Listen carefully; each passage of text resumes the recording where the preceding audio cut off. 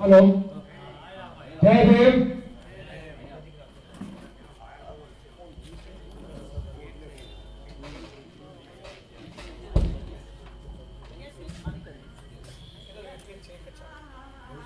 जय भीम। सौ प्रथम तो अपना आ रामदेव टाउनशिपना सौ રહેવાસીઓ ખૂબ પ્રેમ અને ઉમળકાથી મને અહીંયા બોલાવનાર બેન શ્રી જયાબેન, મારા સાથી એડવોકેટ मनोजભાઈ,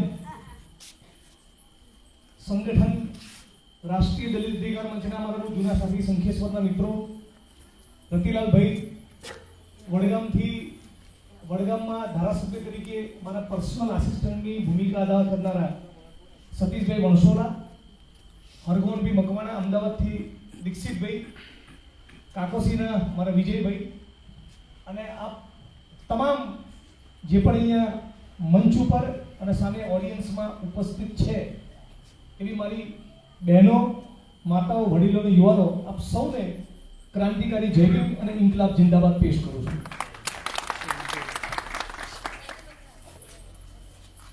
ગઈકાલે જ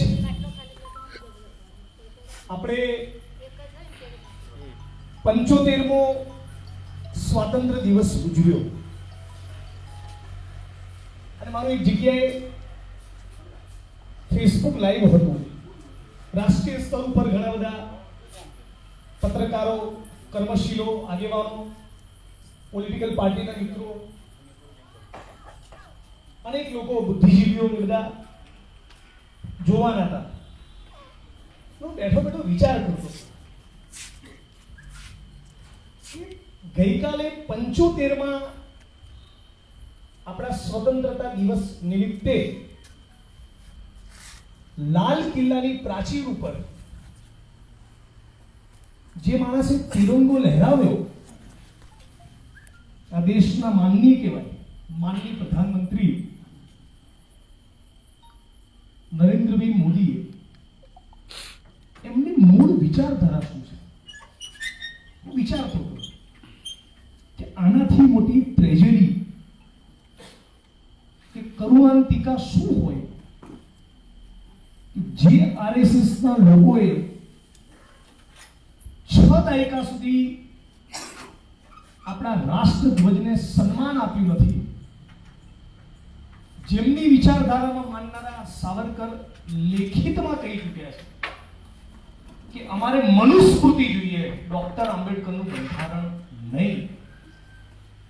જેમણે આ દેશને અંગ્રેજ સલ્તનતની ગુલામીમાંથી મુક્ત કરવા માટે બલિદાન આપ્યું એવા ભગતસિંહ, સુખદેવ કે રાજગુરુની જોડે જે લોકો નહોતા, જ્યોતિબા ફૂલે, રામાસ્વામી પેરિયાર કે બાબા સાહેબ આંબેડકર, જે સમાજમાં ઊંચ નીચ અને અસ્પૃશ્યતાના જે જાતિવાદ છે એની સામે લડતા હતા, એની સામે પણ જે લોકો નહોતા અને જેમણે દેશને આઝાદ કરવામાં રક્તનું, લોહીનું એક ટીપું નથી આપ્યું, એ વિચારધારાનો માણસ આજે લાલ કિલ્લાની પ્રાચીર પરથી તિરંગો લહેરાવે છે। આનાથી મોટી આ દેશની ટ્રેજેડી શું છે?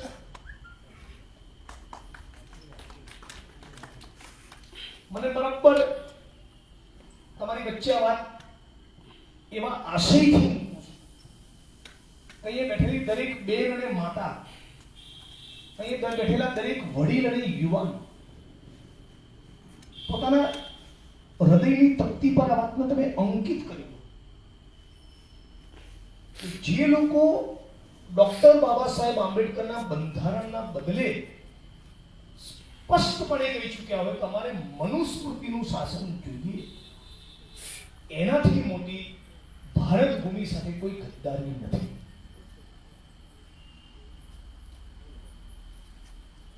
ગોડસે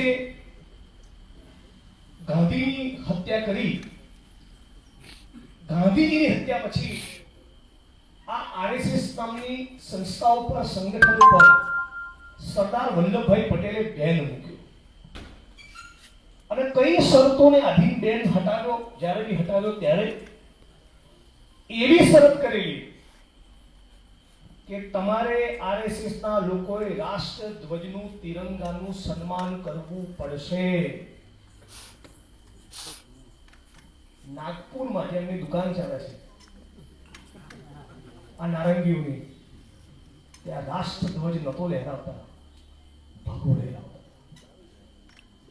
આપણી વિચારધારા છે કે આપણે હાથમાં વાદળી ઝંડો પણ હોય છે અને તિરંગો પણ હોય છે. એ આપણી આ માણસો આજે રાજ સત્તા ઉપર કબજો કરીને બેઠા છે. આ માણસો લાલ કિલ્લાની પ્રાચીર બધી મેં તમે એમ કરીને રાષ્ટ્રને સંબોધન કરે છે. આ લોકો સમાજને, આ દેશના ગરીબોને, વંચિતોને શું આપી શકે? સ્વતંત્રતાના આંદોલનમાં અને આઝાદી મળ્યા પછી જે અનેક આંદોલનો થયા, એનો એક નારો લાગતો હતો, આજે પણ લગાવે છે કે કોણ બનાયા હિન્દુસ્તાન, ભારત કે મજદૂર કિસાન. આજે 9 મહિના થયા, હમણાં જોત જોતામાં 1 વર્ષ થઈ જશે. દિલ્હીની બોર્ડર ઉપર જે ખેડૂતો બેઠા છે પોતાનું અસ્તિત્વ બચાવવા, આદરણીય નરેન્દ્રભાઈ એમને જોવા જવાની તસ્દી લીધી નથી. આટલો નિષ્ઠુર, નિર્ભય અને જેને ખેડૂતોની કોઈ પરવા કે તમા ના હોય, આ દેશે, આ ભારત ભૂમિએ આવો પ્રધાનમંત્રી જોયો નથી. कौन बनाया हिंदुस्तान, ये भारत के मजदूर किसान. कौन से भारतना मजूरो? मोटा भागे दलित, आदिवासी અને ઓબીસી સમાજ એ દેશનો શ્રમજીવી છે. એના પરસેવામાંથી આ મકાનનું નિર્માણ થયું છે. એ જ મજૂરના પરસેવામાંથી ગુજરાતની વિધાનસભાનું મકાન બંધાયું છે. આ જ શ્રમિકના, મજૂરના પરસેવાથી એક મોલ, મલ્ટીપ્લેક્સ, ટાવર અને શોપિંગ સેન્ટર બનાવ્યા છે. આ શ્રમજીવીના શ્રમની કોઈને વેલ્યુ રહી નથી. એટલે આપણી સામે બહુ જ મોટા પડકારો છે ભારત ભૂમિની સામે રાષ્ટ્ર તરીકે. આજે હું છેલ્લા 1.5 મહિનાથી લગભગ હવે વડગામમાં સ્થાયી યુનિવર્સિટી ત્યાં જરૂર છે.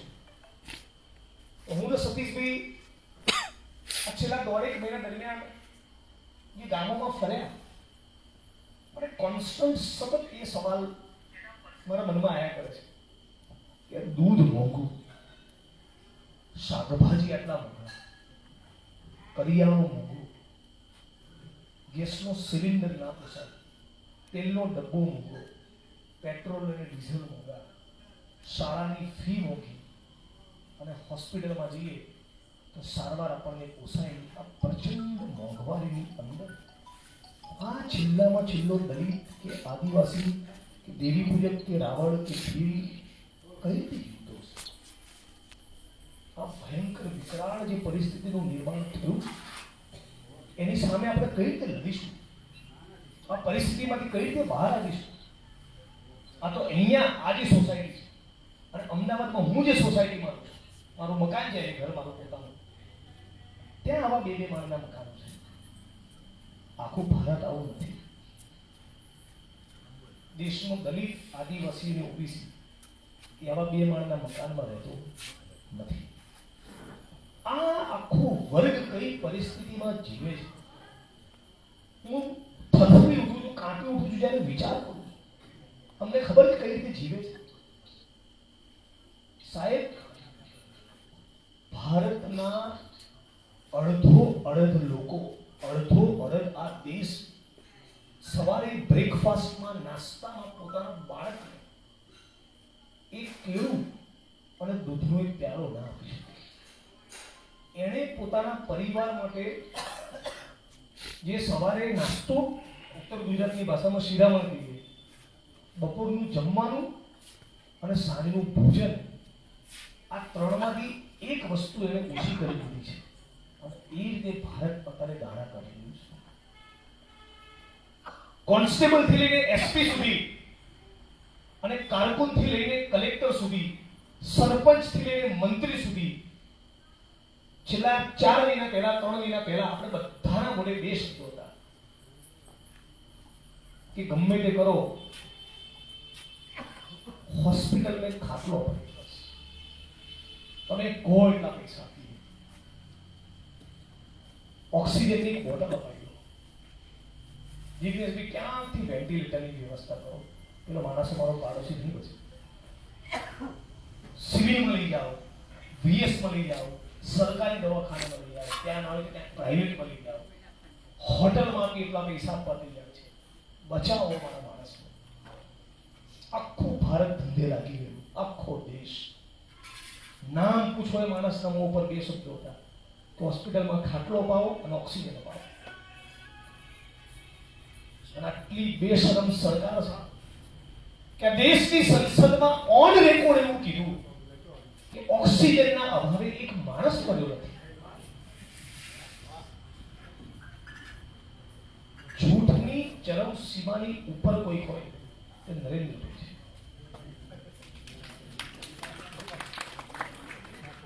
ને આ મજાકનો વિષય નથી. શિક્ષકોને હળવાશમાં આ માફ ન કરે એવું દુષ્કૃત્ય છે, આ અક્ષમ્ય અપરાધ છે. ગંગાના ઘાટ ઉપર સેંકડો હજારો મૃતદેહો આપણે જોયા, અનેક લોકો હોસ્પિટલની બહાર મૃત્યુ પામે. એટલે યુપી કે બીજા કોઈ સ્ટેટના બે હતા, એ મોઢું ખોલીને ડચકા ખાઈ ગયેલા પોતાના પતિના મોંમાં શ્વાસ ભરી છે. આ બધા જ દ્રશ્યો આપણે જોયા છે. અને છતાં દેશની પાર્લામેન્ટમાં એક માણસ એવું કહેવાની હિંમત ધરાવે કે ઓક્સિજન નહીં હોવાના કારણે કોઈ મર્યું નથી. આ દેશના બંધારણ અને દેશની 135 કરોડ જનતાનું આજ દિન સુધીમાં થયેલું સૌથી મોટું ઇન્સલ્ટ અને અપમાન છે. આ અપમાનનો બદલો આપણે લેવો પડશે. ઠંડાગાર પડી રહેવાથી કે ફક્ત 14મી એપ્રિલે જય ભીમ બોલવાથી અમે જવાબ નહીં આપી શકીએ. આના માટે એક મુવમેન્ટ, એક આંદોલન, એક જનસૈલાબ આપણે તૈયાર કરવો પડશે. આજે બેંકોમાં ઇન્સ્યોરન્સમાં ગયેલો દલિત સમાજનો જે મધ્યમ વર્ગ છે આપણા જેવો, એ બધાને કહું કે તમારો દીકરો કે દીકરી એન્જિનિયર થશે, એમબીએ કરશે, ડબલ ગ્રેજ્યુએટ થશે, પીએચડી કરશે, તો પણ હવે સરકારી નોકરી ભૂલી જાઓ. અને હવે જ્યારે સરકારી નોકરી રહી જ નથી ત્યારે અનામતનો મતલબ પણ રહેતો નથી. અનામત ખતમ કરશે નહીં, ખતમ કરી નાખી અને આપણને ખબર બી ના પડે. કેટલો આંકડો છે ભારતમાં બેરોજગારોનો? 30 કરોડ લોકો. છેલ્લા 7 વર્ષના નરેન્દ્રભાઈના શાસન દરમિયાન કેટલા લોકો બેરોજગાર બન્યા? 12 કરોડ લોકો. અને ટોટલ બેરોજગારોનો આંકડો 30 કરોડ. જર્મની નામના દેશની આબાદી, જનસંખ્યા, એમની વસ્તી 8 કરોડ છે. 8 ચોક 28. 4 જર્મની જેટલા દેશ થાય એટલા તો ખાલી ભારતમાં બેરોજગાર લોકો છે. આ કયા સમાજના છે? કોણ છે આ લોકો? આ કોના દીકરાઓ છે? ખેડૂતના, ખેત મજૂરના, ફેક્ટરીમાં જે કુટાઈ છે એના, કોઈ દલિત છે, કોઈ આદિવાસી છે, કોઈ ઓબીસી છે, બધા જ આપણા માણસો, બધા જ આપણા ભાઈઓ બહેનો છે. આ 30 કરોડ બેરોજગારો માટે શું ભવિષ્ય છે? અને આ બેરોજગારીના વિકરાળ પ્રશ્નની સામે દલિત મુવમેન્ટ કઈ કરવા માંગે છે કે ના, અમે તો ખાલી એટ્રોસિટીની ઘટના બનશે અને આરક્ષણની વિરુદ્ધમાં કોઈ સ્ટેટમેન્ટ આપશે ત્યારે ઊંચા નીચા થઈશું, બાકી ટાઢા બહુ. બેરોજગારી, શિક્ષણ અને આરોગ્યના મુદ્દે આપણે કોઈ આંદોલન જો તૈયાર નહીં કરીએ તો આપણો કચ્ચર ઘાણ મળી જવાનો છે. આ 7 વર્ષના શાસનમાં જે 12 કરોડ લોકો બેરોજગાર બન્યા એમાં 3 થી 4 કરોડ લોકો આ કોરોનાના પીરિયડમાં બેરોજગાર બન્યા. પહેલી લાઈનથી લઈને છેલ્લી લાઈન સુધીના બધા યાદ રાખે, આ જ 1.5 વર્ષના પીરિયડ દરમિયાન 100 એવા ઉદ્યોગપતિઓ, 100 એવા પૂંજીપતિઓ, કોર્પોરેટ કંપનીના માલિકો, અદાણી અને અંબાણી જેવા, એમની આવક કેટલી વધી? 12,97,822 કરોડ રૂપિયા. 12 લાખ કરોડ. કેટલા લોકોની આવક વધી? ફક્ત 100 જણાની જેટલા બેઠા છે. એક બાજુ આખો ભારત અને બીજી બાજુ અહીંયા જેટલા લોકો બેઠા છે એટલા લોકો જોડે 13 લાખ કરોડ રૂપિયા વધી ગયા. દર કલાકે મુકેશ અંબાણીની આવક વધતી હતી. કેટલી? કલાકના 90 કરોડ રૂપિયા. એક મનરેગામાં મજૂરી કરનારા મજૂરને એટલો રૂપિયો ભેગો કરતા 10,000 વર્ષ થાય. એક મુકેશ અંબાણી નામનો માણસ દર કલાકે 90 કરોડ કમાતો. ક્યાંથી આવે છે આ પૈસો? આ કોનો પૈસો છે? કોની કાળી મજૂરીનો પૈસો છે અને કોના ગજવામાં જાય છે? આ બધો જ આ રાષ્ટ્રનો પૈસો છે. આ બધો જ આ દેશનો પૈસો છે. આ બધો દેશના ખેડૂતો અને મજદૂરોનો, શ્રમજીવીઓનો, દલિત, આદિવાસી અને ઓબીસીનો પૈસો છે.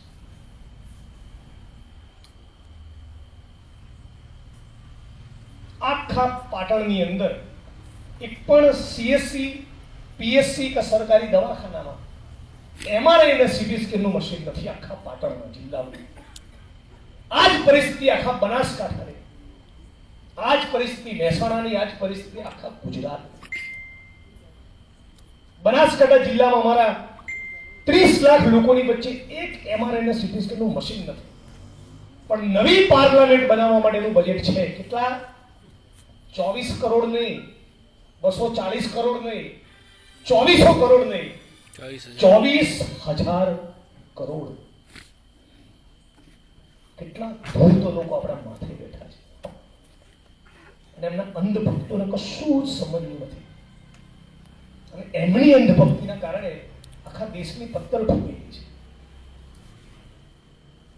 24,000 કરોડ નવી સંસદ બનાવવા માટે. બુલેટ ટ્રેન બનાવવા માટે કેટલા રૂપિયા? 1,10,000 કરોડ. ખાલી તમે ગણતા જાઓ. 3500 કરોડ રૂપિયા સરદાર વલ્લભભાઈ પટેલના સ્ટેચ્યુ પાછળ. એમના નામે હોસ્પિટલ ના બની હોય? ગુજરાતના 33 જિલ્લામાં 100 કરોડના ખર્ચે 33 હોસ્પિટલ બની હોય. અને આપવું હતું ને સરદાર પટેલનું નામ હંમેશા યુઝ કરે.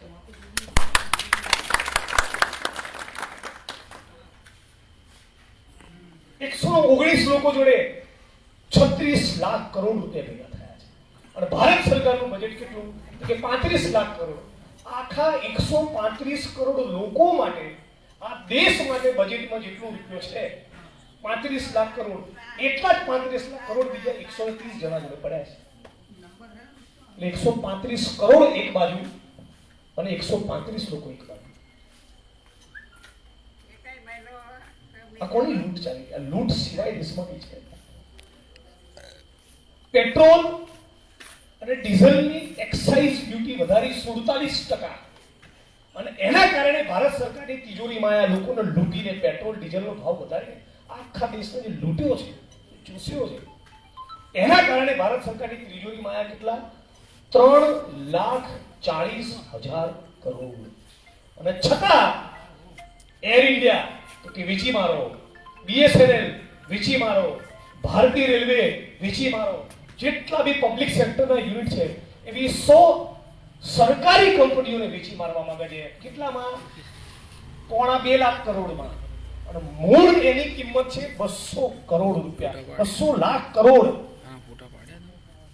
200 લાખ કરોડની સંપત્તિ એ ફક્ત 2 લાખ કરોડમાં વેચવા તૈયાર થયા છે. આ લૂંટની તમે કલ્પના તો કરો, આંકડા તો ગણો.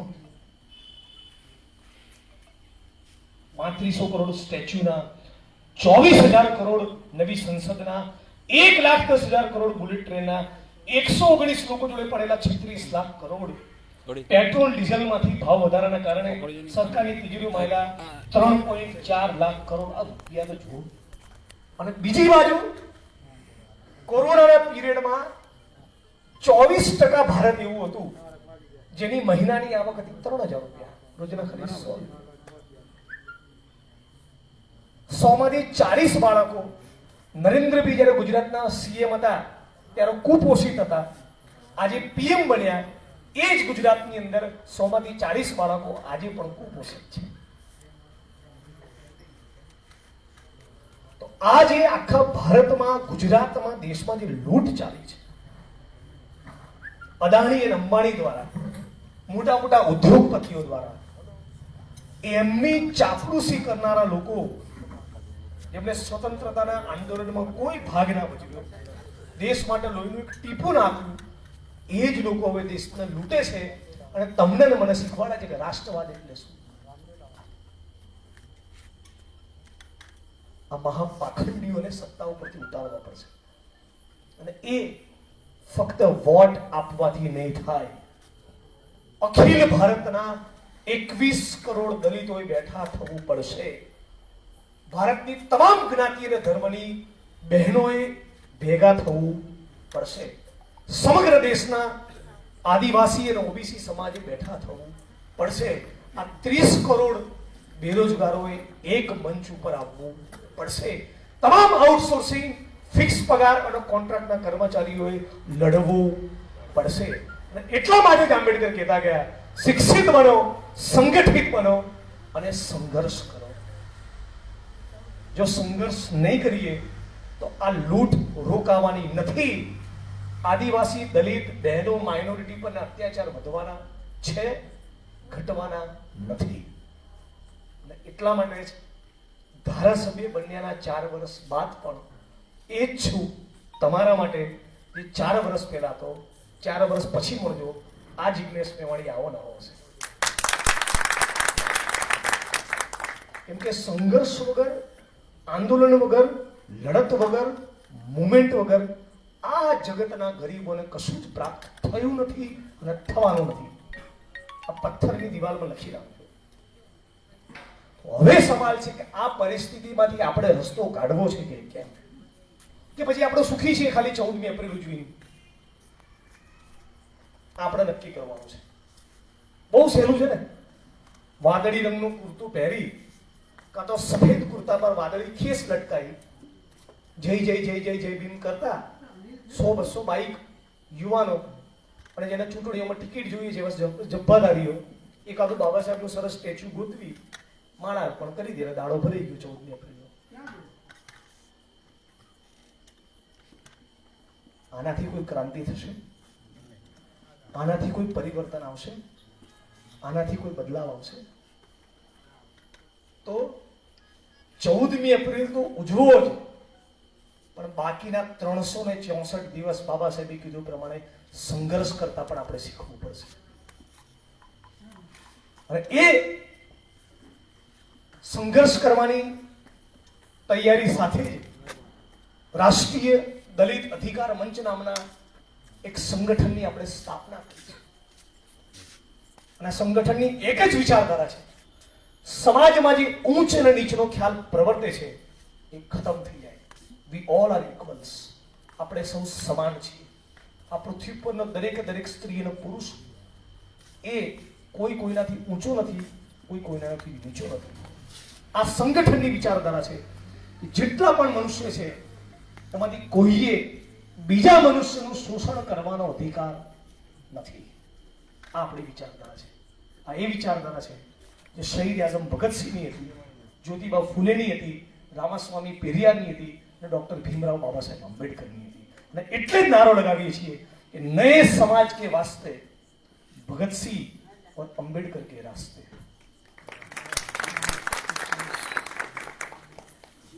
મિત્રો, ભાષણ હું કરું અને તમારા ફેમિલી જેવો છે, તમને એક આનંદ આવે, મળવાનો બી આનંદ હોય. માળા પહેરાવો, સાલ ઓઢાડો, ફોટો પડાવો, સેલ્ફી લો, માઇકની વ્યવસ્થા કરો, જમાડો, વાર તહેવારે આવું ત્યારે પ્રેમથી આવકારો. અને પછી છૂટા પડીને ઠેરના ઠેર, તો તમારું એ બેસવું મારું બોલવું એનો કોઈ મતલબ નથી.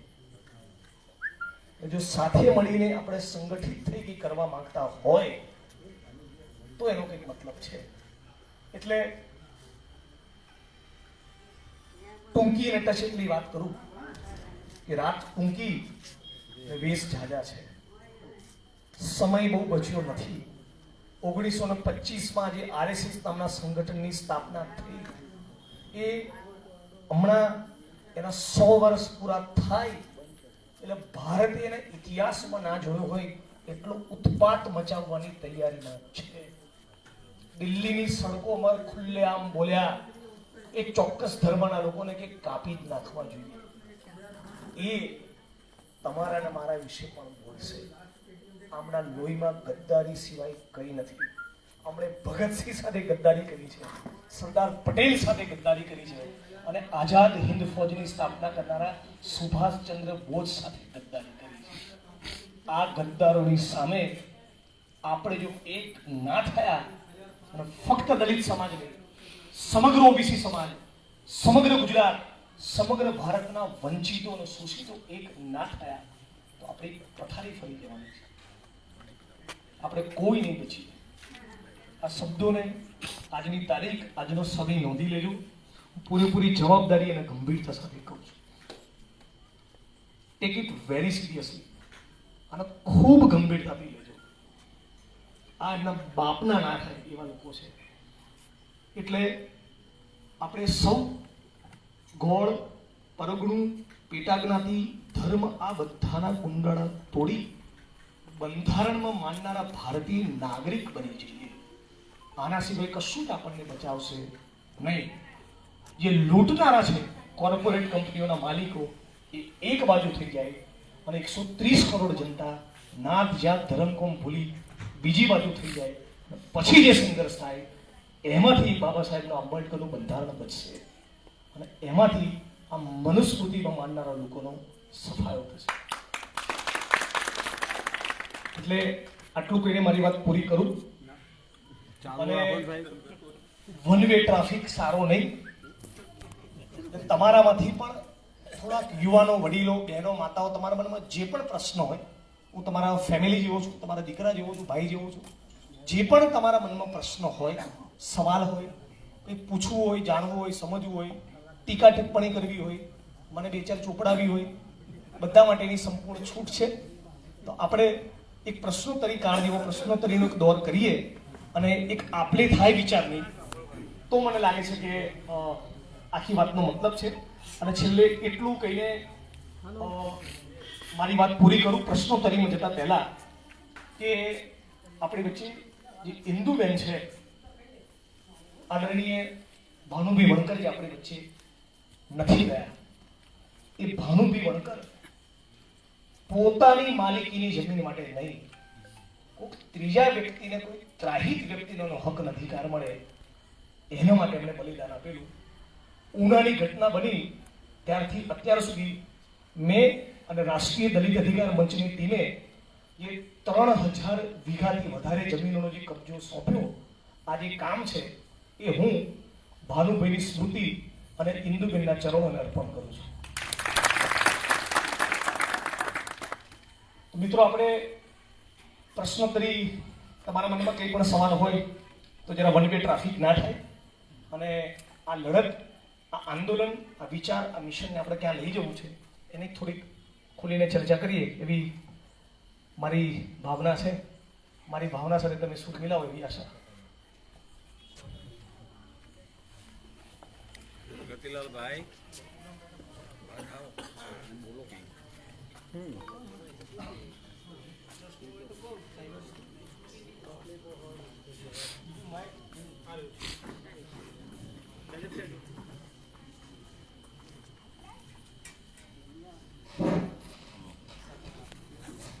Hello.